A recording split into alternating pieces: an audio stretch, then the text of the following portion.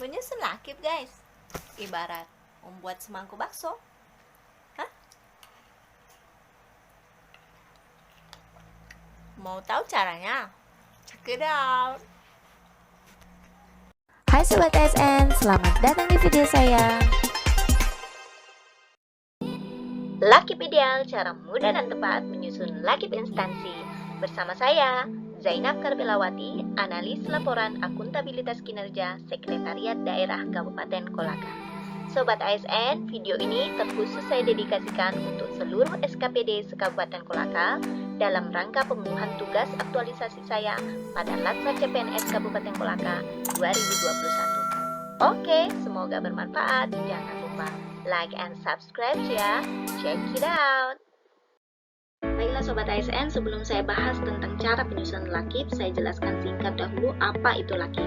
Laporan akuntabilitas kinerja instansi pemerintah adalah dokumen laporan yang berisi gambaran pewujudan akuntabilitas kinerja instansi pemerintah atas pelaksanaan tugas yang dimandatkan kepada mereka terhadap penggunaan anggaran tertentu yang dipercayakan kepada mereka. Jadi, poin penting dalam penyusunan lakip nantinya adalah pengukuran kinerja, evaluasi kinerja, dan analisa terhadap capaian kinerja. Nanti ini dituangkan pada bab 3, bab akuntabilitas kinerja.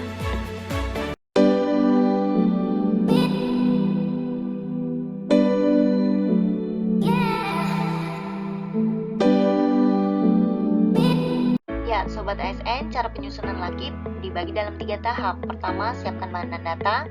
2, lakukan pengukuran dan penilaian kinerja. 3, penyusunan laporan.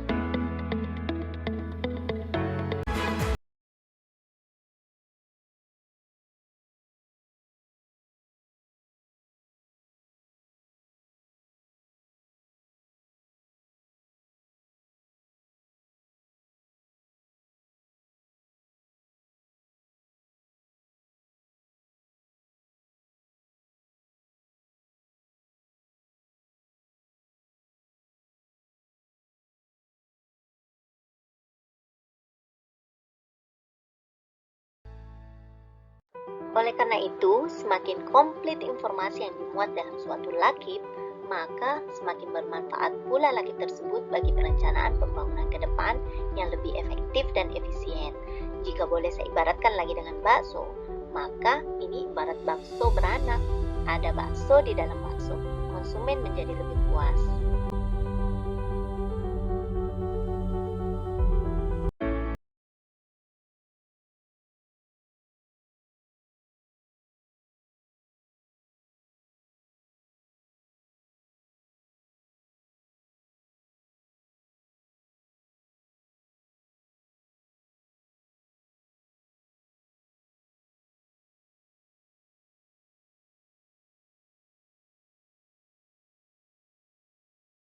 Ya, setelah pengukuran kinerja, kemudian dilakukan tahap penilaian dan evaluasi kinerja.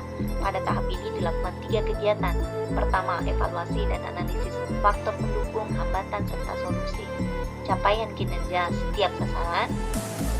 Kemudian, evaluasi dan analisis faktor pendukung, hambatan, serta solusi capaian indikator kinerja dan target itu.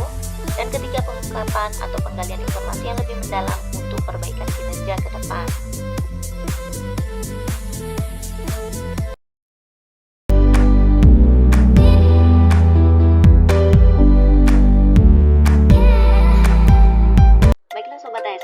Dalam penyusunan lakip, tentunya ada sistematika yang harus kita pedomani agar dokumen yang kita susun sesuai dengan regulasi yang berlaku. Dalam hari ini, kita mengacu pada Permenpan nomor 53 tahun 2014. Dan untuk SKPD di lingkup Kabupaten Kolaka telah diturunkan pada Perbuk Kolaka nomor 26 tahun 2019. Pada format tersebut, seperti terlihat, terdiri dari 4 bab. Pendahuluan, perencanaan kinerja, akuntabilitas kinerja, penutup, dan dilengkapi dengan lampiran. Baiklah, untuk daftar isi di sini saya akan tampilkan contoh lakip dari Bapeda DIY tahun 2018. Di situ terlihat ada kata pengantar, inti secara eksekutif. Nah, ini juga perlu untuk gambaran umum isi keseluruhan dari lakip ini ketika kita sampaikan kepada pemberi mandat kepada atasan atau kepada pihak-pihak lain yang memerlukan, mereka cukup melihat di awal ikhtisar ini bisa mendapat gambaran umum. Jika ada bagian yang perlu mereka telisik, mereka tinggal lihat di daftar isi terdapat pada halaman mana. Kemudian ada pendahuluan, detail struktur fungsi, isu strategis, dan lain sebagainya. Kemudian perencanaan perjanjian kinerja, ada perencanaan strategis, renstra, perjanjian kinerja. Bab 3 ada akuntabilitas kinerja. Ini poin pentingnya. Kemudian bab penutup dan lampiran. Bab 1 pendahuluan. Pada bab ini memuat 3 informasi. Pertama, penjelasan umum organisasi. 2, aspek strategis organisasi. 3, permasalahan yang sedang dihadapi organisasi. Baiklah, untuk contoh dari bab 1 ini saya akan tampilkan lakib dari BKKBN DIY tahun 2019. Di situ kontennya terlihat. Ada pertama latar belakang dari penyusunan lakib ini. Kemudian ada kedudukan tupoksi dari OPD ini. Kemudian aspek strategis, isu-isu strategis yang sedang dihadapi oleh OPD. Kemudian arah kebijakan dan strategi yang diambil oleh OPD tersebut dalam menghadapi isu yang sedang mereka alami. Kemudian struktur organisasi dan sumber daya melingkupi sumber daya manusia, sumber daya keuangan, sumber daya sarana dan prasarana yang mempengaruhi capaian kinerja mereka. Kemudian sistematika penyajian dari lakib mereka. Bab 2 perencanaan kinerja. Pada bab 2 memuat ringkasan PK atau perjanjian kinerja pada tahun lakib. Dapat pula disertai dengan ringkasan Renstra dan IKU.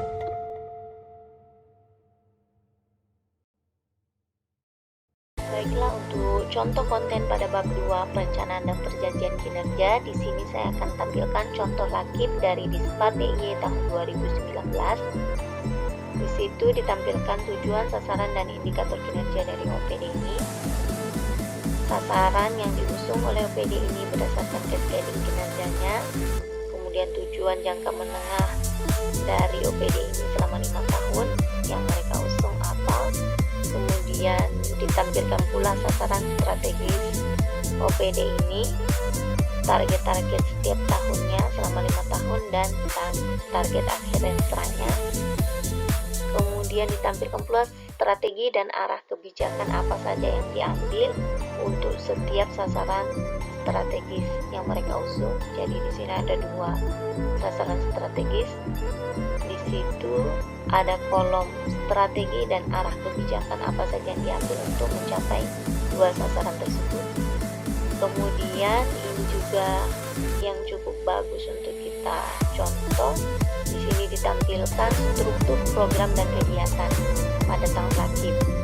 Ditampilkan tabel yang terdapat program serta kegiatan apa saja dari bidang serta seksi pada OPD ini yang mendukung tercapainya 2 sasaran yang mereka usung tadi, beserta jumlah anggaran yang dialokasikan. Kemudian yang terpenting di sini juga dimuat perjanjian kinerja dari kepala OPD-nya, sasaran yang diusung, indikator kinerjanya, serta target yang dicapai, yang akan dicapai. Dan yang terakhir memuat instrumen pendukung capaian kinerja. Di sini mereka memiliki aplikasi berupa sengguh.jogjaprof.go.id. Ini aplikasi untuk memudahkan ROPK, anggaran kas, monitoring dan evaluasi capaian kinerja bulanan, triwulan, semester, dan tahunan. Apabila di OPD Sobat ASN kalian juga memiliki yang semacam ini ataupun instrumen-instrumen lainnya pendukung capaian kinerja, bisa dimuat dan ditampilkan pada bab 2 ini. Bab 3 akuntabilitas kinerja. Bab 3 adalah poin inti dalam penyusunan lakib, terdiri dari 7 poin pembahasan. Pertama, perbandingan capaian atau realisasi kinerja pada tahun lakib dengan target kinerja pada tahun lakib itu sendiri. Kemudian dibandingkan dengan capaian kinerja tahun-tahun sebelumnya, dibandingkan pula dengan target pada renstra, Dan yang terakhir dengan target atau standar nasional jika ada. Kemudian dilakukan pula analisa, pertama terhadap faktor penyebab kegagalan atau keberhasilan atau peningkatan atau penurunan capaian kinerja beserta solusinya. Kemudian dianalisa efisiensi penggunaan sumber daya, baik sumber daya manusia, sarana prasarana ataupun keuangan. Dan yang ketiga, analisa terhadap program kegiatan penunjang keberhasilan atau kegagalan capaian kinerja.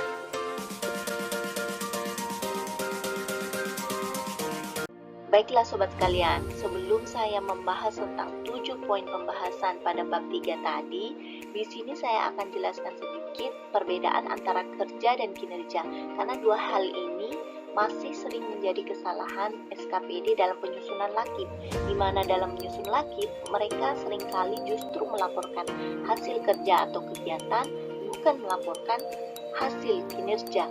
Lalu apa itu perbedaannya? Berikut saya akan jelaskan.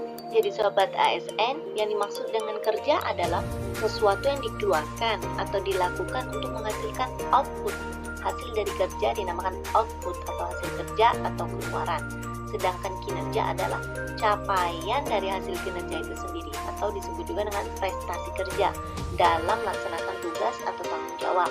Hasil dari kinerja disebut outcome atau manfaat dari output, manfaat dari hasil kerja. Nah, adapun output dapat berupa barang, jasa ataupun orang dan dirasakan langsung pada jangka pendek setelah kerja atau kegiatan itu dilakukan. Sedangkan pada outcome dapat berupa perubahan sikap atau perubahan kondisi, perilaku, situasi, atau perubahan pemahaman yang ditandai atau dirumuskan dengan kata-kata berkurangnya bla bla bla, meningkatnya, stabilnya, terkendalinya bla bla bla. Dan hasil dari outcome ini dirasakan minimal pada jangka menengah atau jangka panjang. Nah, untuk lebih memperjelas, di sini saya akan berikan contoh. Contoh dari kerja, Eselon 4 pada Dinas Koperasi dan UKM melakukan kegiatan workshop. Nah, ini kerjanya berupa kegiatan workshop pembuatan tempe. Maka outputnya adalah jumlah peserta workshop yang menjadi tahu dan bisa cara membuat tempe. Adapun contoh lainnya dari kerja bisa berupa sosialisasi, pembangunan, monitoring, rapat koordinasi, pengadaan barang, penelitian, dan lain sebagainya. Sedangkan contoh dari kinerja, hal ini yang dikaitkan dengan kerja sebelumnya tadi. Contoh kinerjanya adalah meningkatnya kemampuan atau skill wirausaha peserta workshop pembuatan tempe. Nah, ini outcome atau manfaat hasil kerjanya. Ini baru akan dapat dirasakan pada jangka menengah, sedangkan hasil kerja tadi dirasakan langsung pada jangka pendek setelah kegiatan workshop berakhir. Nah, pada capaian kinerja itu diukur dengan standar atau dengan target-target pada indikator-indikator kinerja. Jadi untuk mengukur capaian atau prestasi kerja diperlukan yang namanya indikator-indikator kinerja.